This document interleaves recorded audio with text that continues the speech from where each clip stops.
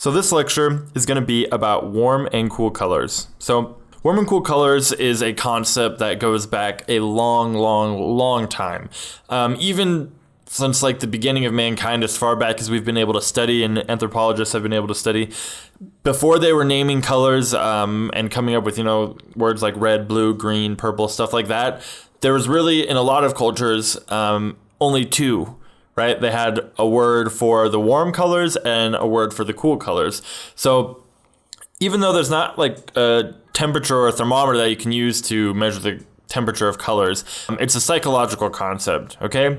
So warm colors, you can see here, and this is kind of something that different artists will debate about, and depending on how you want to define it, it can change.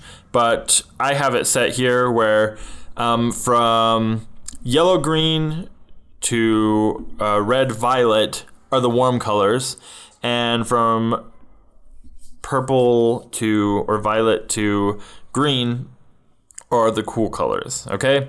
And you can split this right along. It typically falls somewhere in here, right? Somewhere along one of these lines is typically where most people would consider warms and cools. Some people like to divide it straight along here where all greens, even yellow greens, are considered cool. And that's just up to you. If you look though in a painting, typically yellow greens look warm compared to straight green or blue green. So that's why I put it over there. Now, the way that you would use this is it makes a pretty big difference when you use this, okay? So when we're talking about warms and cools, warms typically engender feelings like passion, rage, anger.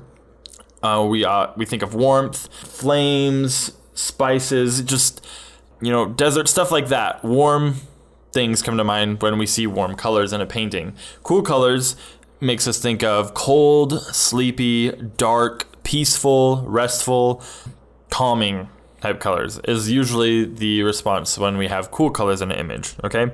And by doing these, when you're working on something, even just using a little bit of warmth and a little bit of coolness to your colors, if you're doing something that's, say, gray, for example, adding just a little bit of warm and cool drastically changes the perception of your piece, instead of just using one monochromatic gray. So, for example, have this image right here he's a comic book artist named Adam Hughes, and he's amazing. He's one of my favorites, and he does a lot of work with markers, okay? So these are, all he's using is a set of cool gray markers and a set of warm gray markers. They're both gray markers, but one is just slightly shifted warmer and one is slightly shifted cooler.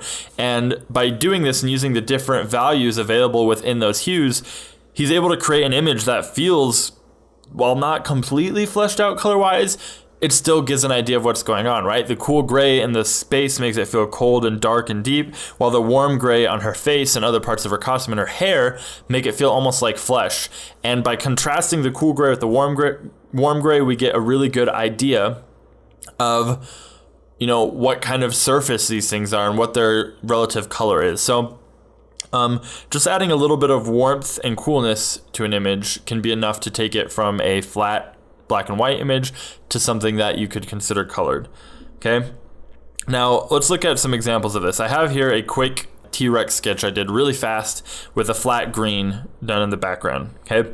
Now, I have this multiply layer here with just only gray values, okay? And with just those gray values on it, you can kind of get a sense of form, right? We can see that underneath is in the shadow, underneath the eye, inside the mouth, right? Those places are all a little bit darker, okay? And we can even turn on our color layer so we could see, so we could see the teeth and the tongue and stuff like that in the eye. And it doesn't do a great job, right? It's not fantastic, okay? So using, however, the exact same patterns, just using a cool and a warm overlay instead of a neutral gray, if we turn this off and turn on our overlay layer, it completely changes things, right? We're using the exact same values as with the multiply layer, but instead we're using overlay with a warm color on top and a cool color on bottom. And already it starts to bring so much more life and information to the image.